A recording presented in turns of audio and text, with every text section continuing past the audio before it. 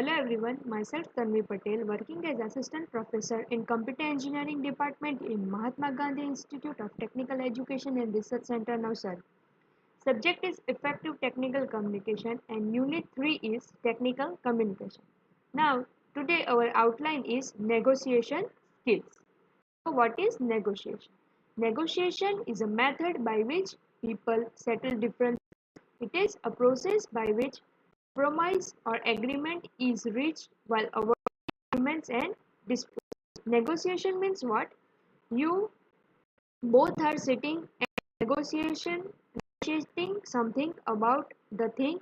Means if you have purchased one thing like laptop, any other thing, and you are compromising some money difference between each other, is negotiation. So, negotiation skill are qualities that allow two or more parties to reach a compromise. Means both people have to compromise something and reach to a goal, that is negotiation skill. These are often soft skills and include abilities such as communication, persuasion, planning, strategizing and cooperating. Here are a few key negotiation skills that apply to many situations. First is communication. Communication is essential skill including identifying non-verbal cues and expressing yourself in a way that is engaging. It is important to understand the natural flow of conversation and always ask for feedback. Means if you are communicating with any other person and your communication process is stopped, means you have communicated your thing to the other person, then you should always ask for the feedback that how you have communicated or how clearly the idea which you have given to the other they have understand or not. Next is persuasion. The ability to influence other is an important skill for negotiation. It can help you define why your proposed solution is beneficial to all parties and encourage others to support your point of view. Means the proposed solution which you have given to the others is beneficial or not to the party, that is persuasion. Next is planning. In order to reach an agreement that benefits both parties, it is crucial you consider how the consequence will impact everyone in the long term. Planning skills are necessary not only for the negotiation process but also for deciding how to term will be carried out. Planning means how successfully you plan the schedule and how successfully you negotiate the person with your plan. Next is strategizing. The best negotiator enters a discussion with at least one backup plan, but often more. Consider all possible outcomes and be prepared for each for their scenarios. So next is stages of negotiation.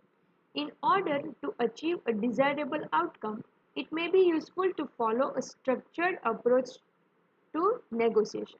For example, in a work situation, a meeting may need to be arranged in which all parties involved can come together.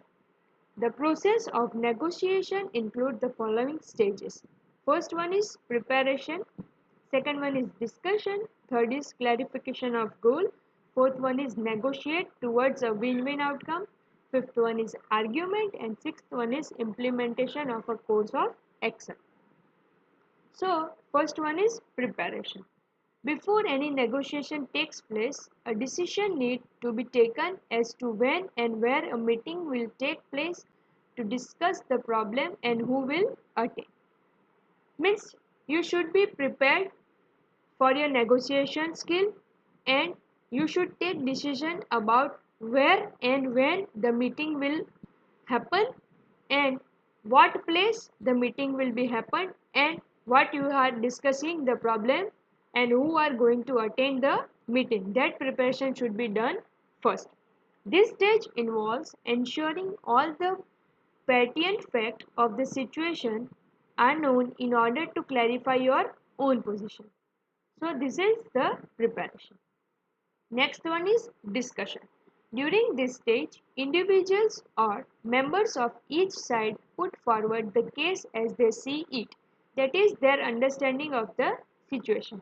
Means when you are discussing, individual members put their point of view by their side, and this you have to understand the situation and discuss with them. Key skills during this stage include questioning, listening and clarifying. These are the key points when you are discussing with others. So next is clarifying goals. From the discussion, the goals, interests and viewpoints of both sides of the disagreement need to be clarified. Means what is the goal, what is your interest and what is your viewpoint, that are should be clarified in the goals by both the sides. It is helpful to list these factors in order of priority. Through this clarification, it is often possible to identify or establish some common ground. Clarification is an essential part of the negotiation process. Without it, misunderstandings are likely to cause problems and barriers to reaching a beneficial outcome. So next is negotiate towards a win-win situation. This stage focuses on what is termed a win-win outcome, when both sides feels by have gained something position through the process of negotiation, and both sides feels their point of view has taken into consideration. The win-win situation will occur only when you listen the point of view of both the sides, and the point of view of both sides which are given, that are being considered. So that will create a win-win situation. A win-win outcome is usually the best result. Although this may not always be possible through negotiation, it should be the ultimate goal. Means your ultimate goal should be win-win situation, so you can compromise and create a goal in this situation. So next is agreement. Agreement can be achieved once understanding of both side viewpoint and interest have been considered. Means when you will be agreement, means when you are considering both the side viewpoints and the interest of both the parties, then only you are being creating an agreement. It is essential for everybody involved to keep an open mind in order to achieve an acceptable solution. This is an agreement. Next is implementing a course of action, that is your strategy. From the agreement, a course of action has to be implemented to carry through the decision. Means the strategy which you have developed, that should be developed properly so that you can come to a goal. Next, types of negotiation. Most negotiation outcome will fall into one or two categories, that is win-win category or win-loss category. By understanding the different types of negotiation you may encounter, you can determine the most relevant skill for your role and work to improve them. Forms of negotiation are distributive negotiation, integrative negotiation, management negotiation, co-worker negotiation, and vendor negotiation. So, first is distributive negotiation. It is also called distributive bargaining. This form of negotiation occurs when there is a limited amount of resources and each party assumes if they lost something, the other party will gain something. This situation will only happen when the party or the resources which are limited in amount, and the both party, one party will assume that they have lost something and the other will assume that they have gained something. This is distributive negotiation. Next is integrative negotiation. It is often referred to as a win-win situation. An integrative negotiation occurs when everyone benefits from the agreement. Means the agreement which is done, the benefit which the both party will get, that is integrative negotiation. In order to come to an integrative agreement, each party receives some value. The integrative negotiation process may take longer because both parties have to feel fully satisfied before coming to an agreement. So the both parties should be fully satisfied what they have negotiated and what the goal will be. For example, if a client believes a provider should reduce the cost of their service to rupees 800 and the other believes that they maintain the cost of their service to rupees 1000, then the two parties may negotiate to rupees 900 and both can negotiate by the win situation of rupees 100. So next is management negotiation. Negotiating with management can be stressful. In some cases, employee may feel uncomfortable sharing their wants and needs with someone in a more senior position. Means for example here the management negotiation means what? If you are working in a company and you both are on the same position at the same time, if you and your other colleague who is working with you, they get benefit about their job, means one is getting higher salary and the other is not getting the higher salary, but the work which both are doing is the same. So at that time you have to do negotiation with the management and tell them about your salary and your benefits about the job. That is management negotiation. Next is co-worker negotiation. Depending on your job, you may have to negotiate with your co-workers. Many positions requires close teamwork and without strong negotiation skill, you may face imbalance in work distribution. Here, the co-worker negotiation means what? If you are working in a company and the co-workers who are working in your team, they are not doing their job perfectly, so at that time you have to negotiate with them and you should know how to take work from them. So this is the negotiation skill how you have to develop with your co-workers. Next is vendor negotiation. Some employees manage external vendors and their performance rating may be affected by how they negotiate. Also, the ability to reach an agreement with service provider can affect your professional relationship and general business access, that is negotiation with vendors.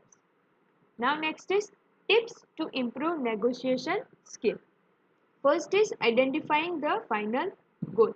So what you have to identify? What are the minimum terms you need? The question arises in your mind. Next question arises, how much are you willing to negotiate? These are the questions when you are identifying the final goal for negotiation.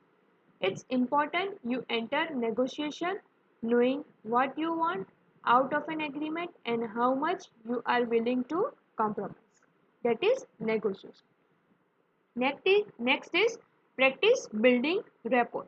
Means you have to build a rapport requiring how you effectively communicate with other party and how you effectively create your goal and how you create your rapport regarding the argument, that is practice building rapport. Now next is be willing to compromise. Without compromise, it can be nearly impossible to reach an agreement. So you have to compromise something to reach a goal. So you should have that compromise skill in you to deal with other party and reach a target. Next is consider imposing time restriction. Settling a timeline on the negotiation motivates both parties to reach an agreement.